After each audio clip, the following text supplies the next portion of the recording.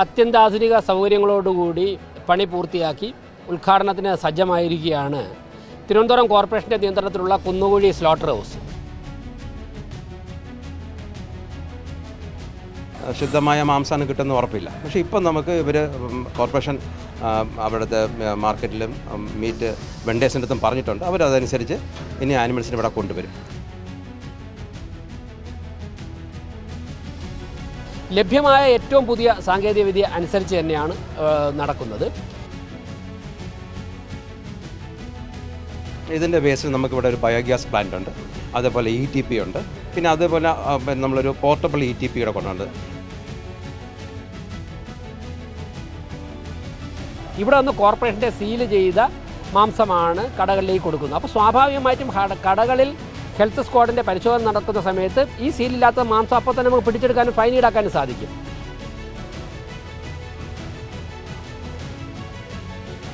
ഇപ്പം നിലവിൽ 40ഓളം ജീവനക്കാരുണ്ട്. പക്ഷേ ഇനി അതിൻ്റെ വർക്ക് കൂടുന്നതനുസരിച്ചിട്ട് സ്റ്റാഫുകൾ കൂടും, ഓഫീസ് സ്റ്റാഫുകളൊക്കെ ആയിട്ട് വരും. അപ്പോൾ നമുക്ക് ബുച്ചറിങ്ങിന് വേണ്ടിയുള്ളതും ക്ലീനിങ്ങിന് വേണ്ടിയുള്ളതും. നമസ്കാരം.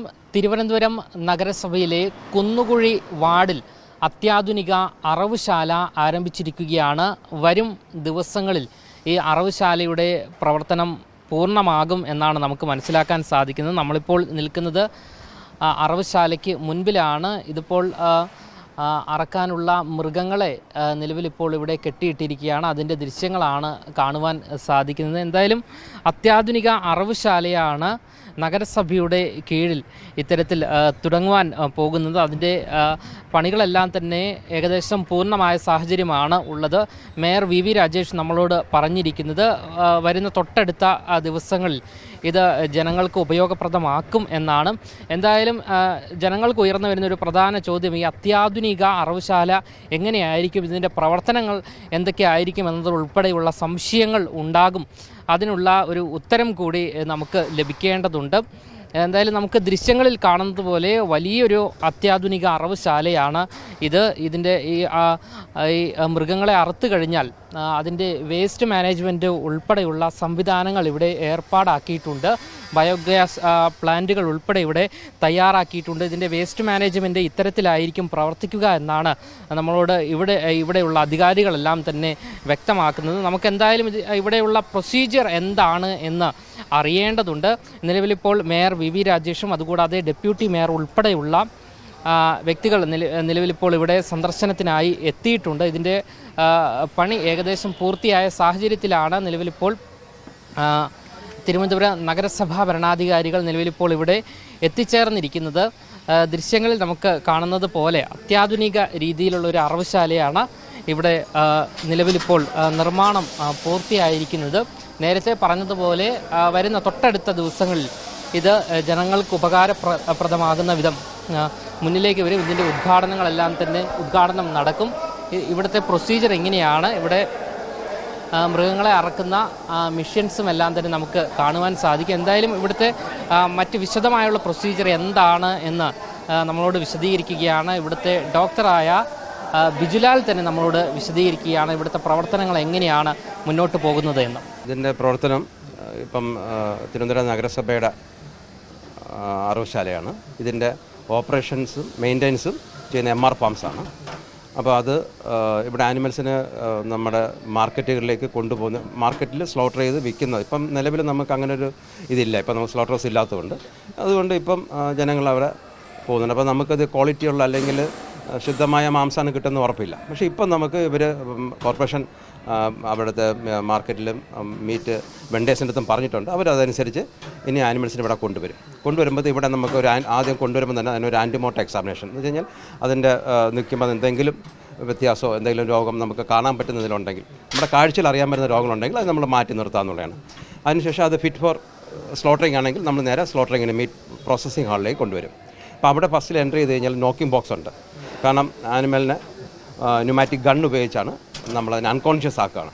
വേദന അറിയാതിരിക്കുന്നതിനുള്ള സിസ്റ്റമാണ്. വേദന അറിയാതുള്ള അതിനുശേഷമാണ് പിന്നെ അതിൻ്റെ തോൽ ഉരിക്കുന്ന സിസ്റ്റത്തിലേക്ക് വരും. അപ്പം നമുക്കൊരു 20 പോയിൻറ്റ്സ് ഉണ്ട്. ആ 20 പോയിൻറ്റ്സിൽ കൂടെ ഇത് കടന്നു വരുമ്പോഴത്തേക്ക് നമുക്ക് ഓരോ ജീവനക്കാർക്കും ഓരോ ജോലിയാണ് പറഞ്ഞിരിക്കുന്നത്.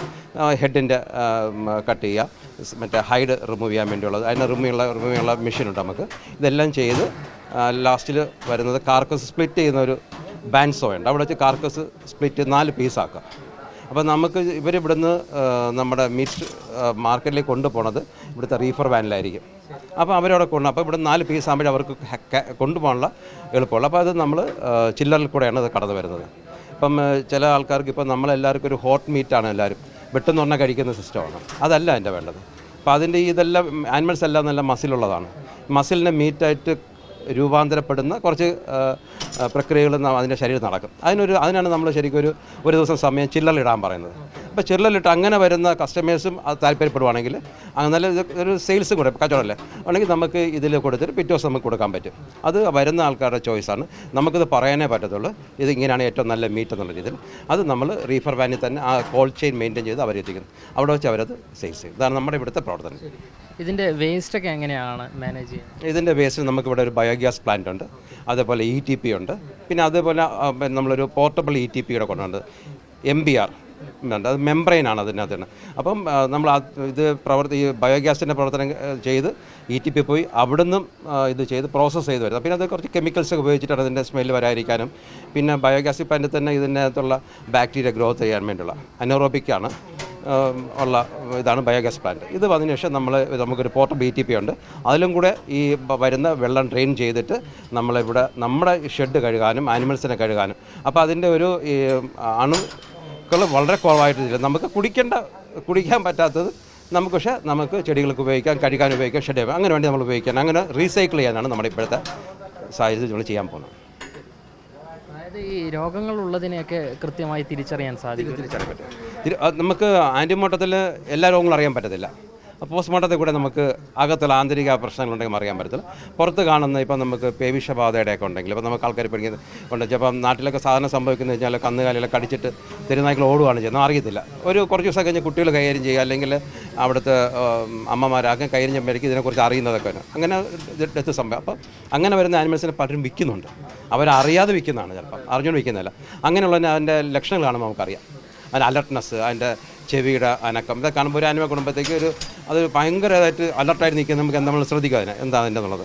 പിന്നെ കുളമ്പ് രോഗത്തിൻ്റെ വരും. കുളമ്പ് രോഗത്തിൻ്റെ അതിനകത്ത് ഈ ലീഷൻസ് ഉണ്ടാവും, മൗത്തിൽ കൂടെ അതിൻ്റെ കുളമ്പിലൊക്കെ ഉണ്ടാവും അങ്ങനെയുള്ള. പിന്നെ ചിലതെന്ന് വെച്ചാൽ ഇപ്പം ആന്ത്രാക്സൊക്കെ നമുക്ക് പെട്ടെന്ന് നമുക്ക് അറിയാൻ പറ്റില്ല, അതിനൊക്കെ ബ്ലഡ് ചെക്ക് ചെയ്ത കാരണം. പക്ഷേ നമ്മൾ വരുന്നതിന് പോസ്റ്റ്മോർട്ടത്തിൽ കൂടെ നമുക്ക് അതിന് വരുന്ന മീറ്റ് ഉണ്ടാകുന്ന ചേഞ്ചസ് അറിയാം, ലിവറിലുണ്ടാവുന്ന അറിയാം, ലങ്സിൽ, അങ്ങനെ ഒരുപാട് പല അസുഖങ്ങളും നമുക്ക് നോർമൽ അല്ലാത്ത രീതിയിൽ കാണുന്നതിന് നമുക്കറിയാം, ഐഡൻറ്റിഫൈ ചെയ്യാൻ പറ്റും. അതിനെ നമ്മൾ കണ്ടം ചെയ്യുകയാണ് ചെയ്യുന്നത്. അത് നമുക്ക് റെൻഡറിങ്ങിലൊക്കെ വിട്ടിട്ട് അതിനെ മാനുവറാക്കി മീനാക്കി മാറ്റുകയാണ് ചെയ്യുന്നത്. ഇതിപ്പം പ്രവർത്തനം നമുക്ക് രാവിലെ 5 മണി തൊട്ട് തുടങ്ങണമെന്നാണ്. പിന്നെ ഇതിപ്പോൾ ആരംഭിക്കുകയാണ്. അപ്പം നമ്മുടെ ഈ മാർക്കറ്റിൽ നിന്ന് വരുന്ന ആൾക്കാർ, അല്ലെങ്കിൽ ഈ ബുച്ചേഴ്സ് ഒക്കെ അവരുടെ മാർക്കറ്റിലെ വെണ്ടർമാർ വരുന്ന അവരുടെ സമയം കൂടെ നോക്കിയിട്ട് ഹോട്ടലിലേക്ക് രാവിലെ എത്തണമല്ലോ, അതനുസരിച്ച് നമ്മൾ സമയം ഒന്ന് ക്രമീകരിക്കും. അവരുമായിട്ട് ഡിസ്കഷനൊക്കെ നടത്തിയിട്ട് ക്രമീകരിക്കും. കാരണം അങ്ങോട്ടും ഇങ്ങോട്ടും മ്യൂച്വലി ബെനിഫിറ്റ് ആയിട്ട് വേണം പോകാൻ. നമ്മളൊരു സമയം പറഞ്ഞ് അവരൊന്നും ചെയ്യുന്നില്ല, അവരുടെ കൂടെ സമയം നമ്മളെടുത്തിട്ട് ആ സമയം നമുക്കും കൂടെ നോക്കണം. നമുക്ക് എന്തായാലും ഡോക്ടർ ഉണ്ടാവും, പിന്നെ ലാബുണ്ട്. അപ്പോൾ ഇതെല്ലാം ചെയ്യാൻ വേണ്ടിയുള്ള സംവിധാനത്തിൽ കൂടെയാണ് പോകുന്നത്. എത്ര ജോലിക്കാരുണ്ട്? ഇപ്പം നിലവിൽ 40ഓളം ജീവനക്കാരുണ്ട്. പക്ഷേ ഇനി അതിൻ്റെ വർക്ക് കൂടുന്നതനുസരിച്ചിട്ട് സ്റ്റാഫുകൾ കൂടും, ഓഫീസ് സ്റ്റാഫുകളൊക്കെ ആയിട്ട് വരും. അപ്പോൾ നമുക്ക് ബുച്ചറിങ്ങിന് വേണ്ടിയുള്ളതും ക്ലീനിങ്ങിന് വേണ്ടിയുള്ളതും നഗരസഭയുടെ നിയന്ത്രണത്തിലാണ്. നഗരസഭയുടെ നിയന്ത്രണത്തിലാണ്. പക്ഷേ അത് ഓപ്പറേറ്റ് ചെയ്തതും മെയിൻറ്റെയിൻ ചെയ്യേണ്ടതും ഞങ്ങളുടെ ഉത്തരവാദിത്തമാണ്. MR ഫാംസിൻ്റെയാണ്. ഞാനിതിൻ്റെ ജനറൽ മാനേജറായിട്ട് വർക്ക് ചെയ്യുന്നത്. ഡോക്ടറാണ്. അതേപോലെ തന്നെ നമുക്ക് വേറെയും പല പ്ലാനുകൾ എടുത്തിട്ടുണ്ട്. അപ്പോൾ അതിൻ്റെയൊക്കെ ഉണ്ട്. കേരളത്തിൽ ഇപ്പോൾ തൃശ്ശൂരുണ്ട്, എറണാകുളമുണ്ട്, പുനലൂരുണ്ട് വർക്ക് ചെയ്തുകൊണ്ടിരിക്കുന്നത്. അത് ഡിസൈൻ, ബിൽഡ് ആൻഡ് ഓപ്പറേറ്റ് ആ സിസ്റ്റമാണ്. ആറ്റിങ്ങിൽ പണി ആവാറായി. അത് ശരിക്കും പറഞ്ഞാൽ കിഫ്ബി ഫണ്ടഡാണ്.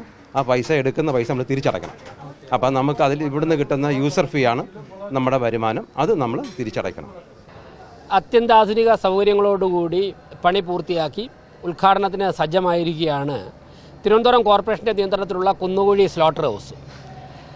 നമുക്കിന്ന് ഈ സ്ലോട്ടർ ഹൗസ് അടുത്ത ദിവസങ്ങളിൽ പ്രവർത്തനം ആരംഭിക്കും.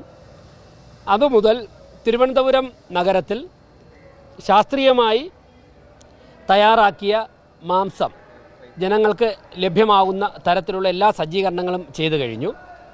ഏറ്റവും അടുത്ത ദിവസം തന്നെ ഇതിൻ്റെ പ്രവർത്തന ഉദ്ഘാടനം നിർവഹിക്കും. പരമാവധി ഇന്നോ നാളെയോ തന്നെ തീയതിയും സമയവും അറിയിക്കാൻ സാധിക്കും. ഓക്കെ, ഇപ്പോൾ ഒരു ഉദ്ദേശം 10 കോടി രൂപയ്ക്ക് അടുത്ത് എത്തിയിട്ടുണ്ട്. അതിൻ്റെ ഫൈനൽ ബില്ല് വരുമ്പോൾ മാത്രമേ നമുക്കറിയാൻ സാധിക്കുകയുള്ളൂ. എനിവേ ഒരു 10 കോടി രൂപയ്ക്കകത്ത് മെഷീനറിക്ക് മാത്രം ഇവിടുത്തെ സജ്ജീകരണങ്ങളും ചെലവിട്ടിട്ടുണ്ട്. പിന്നെ കോർപ്പറേഷൻ്റെ ആയിട്ടുള്ള ബാക്കിയുള്ള ആസ്തികളിലാണ് ചെയ്തിരിക്കുന്നത്. അപ്പോൾ അവസാനം ബില്ല് വന്നതിന് ശേഷം മാത്രം കൃത്യമായിട്ടുള്ള എമൗണ്ടുകൾ പറയാൻ സാധിക്കും. എന്തായാലും ലഭ്യമായ ഏറ്റവും പുതിയ സാങ്കേതികവിദ്യ അനുസരിച്ച് തന്നെയാണ് നടക്കുന്നത്. ഇതോടുകൂടി ഇത് വളരെ സജീവമായി പ്രവർത്തനം മുന്നോട്ട് പോകുന്നതോടുകൂടി നമ്മുടെ നഗരത്തിൽ അനധികൃതമായി പ്രവർത്തിക്കുന്ന അറവുശാലകളൊക്കെ തന്നെ അവസാനിപ്പിക്കാൻ സാധിക്കും. അതോടൊപ്പം തന്നെ അതിൽ നിന്നുണ്ടാകുന്ന മാലിന്യം റോഡിൽ വലിച്ചെറിയുക, രക്തം റോഡിലേക്കും നദികളിലേക്കും ഒഴുക്കിവിടുന്ന പ്രവണത, ഇതൊക്കെ തന്നെ സമ്പൂർണ്ണമായും അവസാനിപ്പിച്ചുകൊണ്ട് നഗരത്തെ സമ്പൂർണ്ണമായും ശുചീകരിക്കുന്നതിൻ്റെ അടുത്ത ഘട്ടത്തിലേക്ക് നമുക്ക് കടക്കാൻ സാധിക്കും. ഏറ്റവും അടുത്ത വിരലിലെണ്ണാവുന്ന ദിവസങ്ങൾക്കകം ഉദ്ഘാടനം നടക്കും. ഇന്ന് വൈകുന്നേരം അല്ലെങ്കിൽ നാളെ അതിൻ്റെ സമയവും തീയതിയും പറയാം. അതായത് ശാസ്ത്രീയമായിട്ട് തയ്യാറാക്കിയ ഭക്ഷണ പദാർത്ഥമാണ് ലഭിക്കാൻ പോകുന്നത് എന്നുള്ളതാണ് ഏറ്റവും ഗുണകരമായ ഒരു വശം. മറ്റൊന്ന്, മൃഗങ്ങളെ വളരെ നേരത്തെ തന്നെ ഇവിടെ എത്തിച്ച് ഡോക്ടർമാരുടെ പരിശോധന, 2 ഡോക്ടർമാരുടെ നേതൃത്വത്തിൽ അതിൻ്റെ എക്സാമിനേഷൻ നടക്കും. അപ്പോൾ ഏതെങ്കിലും തരത്തിലുള്ള അസുഖം ബാധിച്ചതാണ്, അല്ല എന്നുണ്ടെങ്കിൽ അത് പ്രഗ്നൻ്റായ അനിമലാണ്, അങ്ങനെയൊക്കെ ഉണ്ടെങ്കിൽ നേരത്തെ തന്നെ തിരിച്ചറിയാൻ സാധിക്കും. അതിനുശേഷം ഇത് കട്ട് ചെയ്ത് മീറ്റാക്കിയതിന് ശേഷം അവിടെയും ഒരു പരിശോധനയുണ്ട്. അപ്പോൾ ഏതെങ്കിലും തരത്തിൽ ഇപ്പോൾ ജോണ്ടിസ് ഉൾപ്പെടെയുള്ള അസുഖങ്ങൾ ബാധിച്ചാണെന്നുണ്ടെങ്കിൽ അപ്പോൾ തന്നെ ആ മാംസം റിജക്റ്റ് ചെയ്യും. അതിനെ ലാബ് ടെസ്റ്റിന് അയക്കും. നമ്മൾ സീൽ ചെയ്യും. ഇവിടെ വന്ന് കോർപ്പറേഷൻ്റെ സീല് ചെയ്ത മാംസമാണ് കടകളിലേക്ക് കൊടുക്കുന്നത്. അപ്പോൾ സ്വാഭാവികമായിട്ടും കടകളിൽ ഹെൽത്ത് സ്ക്വാഡിൻ്റെ പരിശോധന നടക്കുന്ന സമയത്ത് ഈ സീലില്ലാത്ത മാംസം അപ്പോൾ തന്നെ നമുക്ക് പിടിച്ചെടുക്കാനും ഫൈൻ ഈടാക്കാനും സാധിക്കും. ഇതാണ് ഇവിടെ നിന്ന് ലഭിക്കുന്ന ഭക്ഷണ പദാർത്ഥത്തിൻ്റെ മേന്മ. നേരത്തെ ഞാൻ പറഞ്ഞതുപോലെ അനധികൃത അറവശാലകൾ പൂട്ടുന്നതോടുകൂടി തെരുവുനായ് ശല്യം ഉൾപ്പെടെ വളരെ വലിയൊരു തോതിൽ കുറയും. അതോടൊപ്പം തന്നെ നമ്മുടെ നദികളും പുഴകളും മലിനമാകുന്നതിൻ്റെ പ്രധാനപ്പെട്ട ഒരു പ്രശ്നം ഈ അറവുശാലകളിൽ നിന്നുള്ള മാലിന്യം അശാസ്ത്രീയമായി ഇവിടെയൊക്കെ വലിച്ചെറിയുന്നതുകൊണ്ടാണ്. അത് നിൽക്കുന്നതോടുകൂടി ആ പ്രശ്നം പരിഹരിക്കുക. പലതരത്തിലുള്ള പ്രശ്നങ്ങളുടെ പരിഹാരമായിട്ടാണ് ഇത് മാറാൻ പോകുന്നത്. ഇവിടെ നടന്ന ഞങ്ങൾ ഉദ്യോഗസ്ഥരുമായി MR ഫാംസിനാണ് ഇതിൻ്റെ കോൺട്രാക്ട് ഏൽപ്പിച്ചിട്ടുണ്ട്. അവരുമായിട്ടും അതോടൊപ്പം തന്നെ ഞങ്ങളുടെ സ്റ്റാൻഡിംഗ് കമ്മിറ്റി ചെയർമാന്മാരുണ്ട്, ഡെപ്യൂട്ടി മേയറുണ്ട്, ഇവിടുത്തെ ഈ വാർഡിൻ്റെ കൗൺസിലർ ശ്രീമതി മേരി പുഷ്പമുണ്ട്. അപ്പോൾ ഞങ്ങളൊക്കെ ഇരുന്നിട്ട് ഇതിൻ്റെ അടുത്ത ഘട്ടം ഉദ്ഘാടനം എങ്ങനെ വേണം, അതിന് ശേഷമുള്ള പ്രവർത്തിക്കുമ്പോൾ ഉണ്ടാകുന്ന മാനദണ്ഡങ്ങൾ, അതിനെക്കുറിച്ചൊക്കെ ഉള്ള ഒരു പ്രാഥമിക ഘട്ടത്തിലുള്ള ആലോചനയാണ്. സൂപ്രണ്ടിംഗ് എഞ്ചിനീയറുണ്ട്. ഇപ്പം അവർ അതിൻ്റെ എക്സ്പെരിമെൻറ്റ് നടത്തി. അതിലെന്തെങ്കിലുമൊക്കെ ചെറിയ റെക്ടിഫിക്കേഷൻ ഉണ്ടാവുമല്ലോ, സ്വാഭാവിക പുതിയ മെഷീനറി അല്ലേ. അതോടൊപ്പം തന്നെ ഇവിടെ നിന്ന് ഉണ്ടാകുന്ന ബ്ലഡിൻ്റെ ഒഴുക്ക്, അതിന് ഏത് രീതിയിലാണ് പോകുന്നത്. അപ്പോൾ അങ്ങനെയുള്ള കാര്യങ്ങളുടെ പരിശോധന ഇവിടെ വളരെ കൂടുതൽ സ്റ്റാഫിൻ്റെ ഒക്കെ നേതൃത്വത്തിൽ നടക്കുകയാണ്, രാത്രിയും പകലും. അതൊക്കെ തന്നെയാണ് സൂപ്രണ്ടിംഗ് എഞ്ചിനീയർ ഉൾപ്പെടെയുള്ളവർ മേൽനോട്ടം നടത്തുന്നുണ്ട്. അക്കാര്യങ്ങളാണ് ഇപ്പോൾ നടക്കുന്നത്. കോർപ്പറേഷൻ ഉടമസ്ഥതയിലുള്ള അത്യാധുനിക അറവുശാല നിർമ്മാണം പൂർത്തീകരിച്ചിരിക്കുന്നത് ഏകദേശം 30 കോടി രൂപ ചെലവഴിച്ചുകൊണ്ടാണ്. പ്രധാനമായും ഇവിടെ എടുത്ത് പറയേണ്ടത് ഈ അറവ് ചെയ്തതിന് ശേഷം, മൃഗങ്ങളെ അറവ് ചെയ്തതിന് ശേഷം വരുന്ന മാലിന്യം അല്ലെങ്കിൽ ബാക്കി വേസ്റ്റ് സംഭവങ്ങളെല്ലാം തന്നെ ഇവിടെ കൃത്യമായി ആ ഒരു വേസ്റ്റ് മാനേജ്മെൻറ്റ് സജ്ജീകരിച്ചിട്ടുണ്ട് എന്നുള്ളതാണ്. പുറത്തുള്ള അറവുശാലയിലാണ് എങ്കിൽ ആ വേസ്റ്റ് പിന്നെ ഈ നദികളിലോ അല്ലെങ്കിൽ ഓവുചാലിലോ മറ്റോ കൊണ്ട് തള്ളുന്ന ഒരവസ്ഥയാണ്. എന്തായാലും ഈ ആ ഒരു അവസ്ഥയ്ക്ക് അറുതി വരികയാണ് എന്നാണ് നമുക്ക് നിലവിൽ വ്യക്തമാകുന്നത്. അത്യാധുനിക അറവുശാല എന്നതുകൊണ്ട് അതുതന്നെയാണ് നഗരസഭയും വ്യക്തമാക്കുന്നത്. ക്യാമറമാൻ ആഷിക്കിനൊപ്പം അമൽ രുദ്ര, മറുനാടൻ മലയാളി, തിരുവനന്തപുരം.